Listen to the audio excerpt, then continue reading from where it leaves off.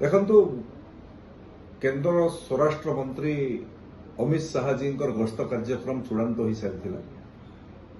आसंता 3 तारिख दिन दिल्ली झारसुगुड़ा एयरपोर्ट को से पहुंची था। झारसुगुड़ा सीधा सड़क बरगढ़ 1750 कोटी टंकार विनिमय बीपीसीएल द्वारा निर्मित इथानल प्रोजेक्ट लोकार्पण कार्यक्रम से सामिल होते जनसभा उद्बोधन देते एवं बरगढ़ पुणी संबलपुर बैक करी संबलपुर रे रिंग रोड भूमिपूजन कार्यक्रम अनेक सरकारी कार्यक्रम रे सामिल होबार थिला एवं गोटे बड़ साधारण सभा से उद्बोधन देवार थिला